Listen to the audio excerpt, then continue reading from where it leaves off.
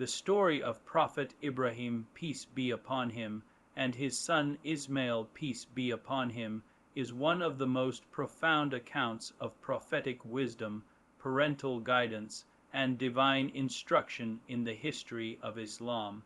Among the many lessons preserved from their lives is the incident in which Ibrahim visited his son Ismail and advised him to divorce his wife. To the casual observer, this might appear harsh or even unjust, but when studied deeply in the context of revelation, prophetic insight, and the responsibility of building a family that carries the mission of Tawheed, it becomes an illuminating lesson on the importance of values, mindset, and the environment within the household. The background of this story begins when Ibrahim, after leaving his son Ismail and Hajar in Mecca by Allah's command, would return from time to time to check on them. One day, when Ismail was not home, Ibrahim came to visit and met his daughter-in-law. He asked her about their life, their condition, and how they were managing. Instead of showing gratitude for the blessings Allah had provided, water from Zamzam, sustenance, and the opportunity to be in the land chosen for Allah's house, she complained bitterly. She spoke of hardship, lack of provision, and dissatisfaction. Ibrahim listened silently, and in his wisdom, he realized that this mindset of ingratitude was a dangerous seed in the home of a prophet of Allah. After speaking with her, he left a message for his son: tell Ismail to change the threshold of his door. This was a metaphor that Ismail immediately understood.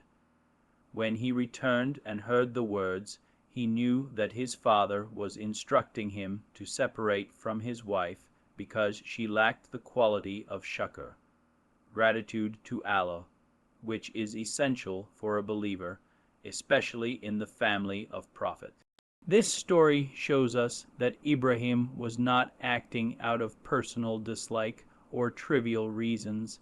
As a prophet, he understood that the foundation of a righteous household rests upon gratitude, patience, and reliance on Allah.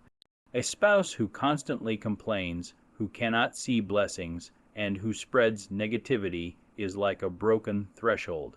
It compromises the entire stability of the home.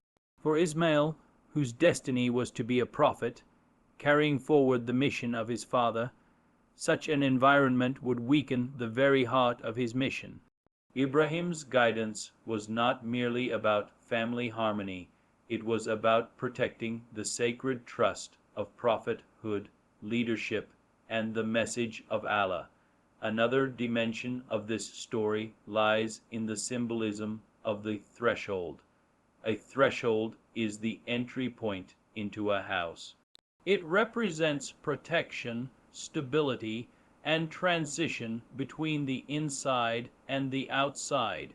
By telling Ismail to change the threshold of his door, Ibrahim was essentially saying that the first point of weakness in his household was his wife's attitude, and that it needed to be replaced for the house to remain strong.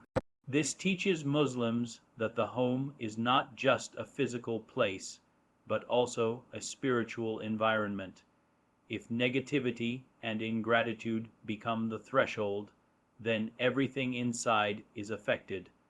Families are built not only by walls and roofs, but by values, faith, and emotional strength. It is important to note that the wife Ibrahim advised Ismail to leave is not mentioned by name in authentic narrations. What matters is the lesson her attitude left behind. Later, when Ibrahim returned and met another of Ismail's wives, he found her spirit completely different. When asked about their life, she spoke with gratitude, thanking Allah for his blessings. Even if there was little, she saw it as abundant because she trusted in Allah's provision. Ibrahim left her with a message for Ismail: keep firm the threshold of your door. This was a sign of approval and guidance to remain with her. This contrast between the two wives shows how crucial a spouse's mindset is in shaping the home and the future of generations. From this story, Muslims learn that gratitude is not just a virtue, but a necessity for resilience and success. A believer who constantly remembers Allah's favors and expresses thanks develops a mindset of abundance, hope, and faith.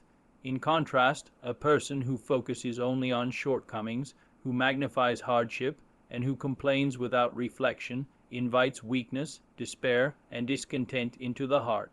For leaders, and especially for prophets, having the right support at home is non-negotiable. Ismail's mission would require patience, sacrifice, and total reliance on Allah. With a grateful spouse, his home would be a place of peace and strength. Without it, his mission could be compromised. Another lesson from this account is the importance of parental wisdom. Ibrahim did not directly tell Ismail's wife to change or criticize her openly. Instead, he delivered his message in a metaphor, preserving dignity while making the point clear. This shows the balance between compassion and firmness in leadership. Sometimes, advice is best given indirectly, through symbolism, so it can be absorbed with reflection rather than defensiveness. It also shows that Ibrahim trusted his son's intelligence and faith to understand the deeper meaning. In the same way, parents and leaders today must find ways to guide those under their care with wisdom, subtlety, and foresight, recognizing that the long-term success of the family or community often depends on these decisions. The story also highlights the value Islam places on the home as the foundation of society. A righteous family produces righteous individuals, and a corrupted environment weakens even the strongest hearts. Ibrahim, in his role as both prophet and father, ensured that his son's home would be a place of strength, gratitude, and faith. This is why he took such a decisive stance. It reminds Muslims that when choosing a spouse, it is not wealth, status, or beauty that matter most, but faith, character, and gratitude. These are the qualities that determine whether a household will stand strong or collapse under pressure. The wisdom in Ibrahim's action can also be connected to the broader challenges Muslims face today. In 2025, stress, distractions, and negativity surround the Ummah. Families are under pressure from economic struggles, cultural clashes, and social expectations.